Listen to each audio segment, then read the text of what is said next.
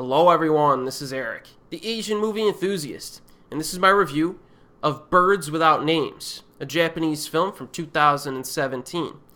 Towako, played by Yu Aoi, looks for love in all of the wrong places, engaging in relationships with men who treat her badly and use her for sex. She shacks up with a male friend named Jinji, a construction worker who actually enjoys supporting her financially, despite the fact that Towako treats him like dirt, verbally abuses him, and refuses to sleep with him most of the time. So Towako is currently dating another jerk named Makoto, who is married.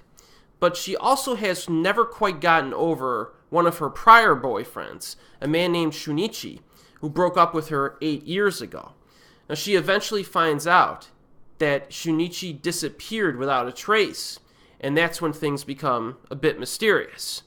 So as you might expect, given what I just said, all of the romantic relationships in this movie are a complete mess. There's a lot of one-sidedness, a lot of, I guess you could say, psychological domination from one side to the next. So if you're one of those people who dislikes fairy tale romance films and enjoys a more pessimistic perspective, well, Birds Without Names is right up your alley.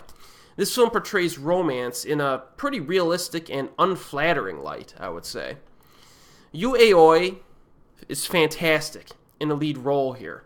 I think she actually won the Japanese Academy Award for Best Lead Actress for this performance. And although, awards don't mean everything, it was nice to see her get some recognition. She gives a very gloomy and intense performance in this one. Definitely one of the darkest films that I've seen from her. There are a few scenes that are a bit difficult to sit through due to their dramatic intensity.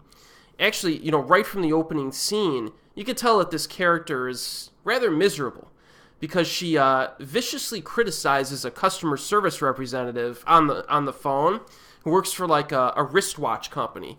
And there's something wrong with her watch. I think it broke, and she's trying to get it fixed, and she's just causing all kinds of problems. So you could tell this lady's a piece of work. Then she calls Jinji, the guy who's supporting her financially, a slug. When he just asks her what she wants for dinner, and she just erupts at the guy. Perfectly legitimate question for the man to ask, but she's so annoyed by his presence that she frequently just resorts to demeaning the poor guy. So, but with that said, Towako is also treated badly by her love interests. So she's living with this guy, and she's treating him like dirt. But she's interested in these other guys who treat her like dirt. So you got this, it's a very one-sided group of relationships here. So you have the situation where you kind of feel for her character despite the fact that she's not particularly likable. You know what I mean? But Yu Aoi infuses this character with so much humanity that she's compelling to watch from start to finish, regardless of whether or not she's a likable character or not. So that's an accomplishment. This is also one of the most erotic films of her career, since there are a few steamy sex scenes in this as well, and I don't really remember her being in any such scenes in her prior films. Maybe one or two, but they don't stick out. So it's nice to see her in this role, which is almost against type for her to a certain degree.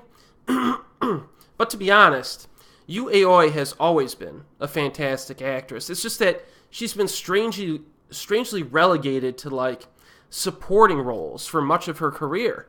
And Birds Without Names places her front and center in a leading role, and she knocks it out of the park. So, yeah, she's got the goods, people. This is a nicely directed film as well, with a naturally evolving storyline. It's presented with a lot of subtlety, and you need to pay attention to the details in this. There are some shots that only last a few seconds, but are kind of important to understanding how things flow together. It's very easy to follow. It's not, it does shift in time a little bit. That might throw you off guard, but this isn't a confusing film or anything, but there are little references to different events that are made that you might miss if you're not paying attention to it. It does become even more interesting during the second half when Shunichi disappears and the mystery element kicks into gear. Now, I do have one standout problem with this movie. The final 15 minutes are a little bit unconvincing, melodramatic, and over-explanatory and I would even say even a little bit drawn out as well. You know, Birds Without Names operates with a lot of subtlety during most of its runtime, but during the finale, it kind of just explains everything in detail through dialogue, through the characters, and it also drags on a little bit to the point where the melodrama feels a little bit overplayed, I think.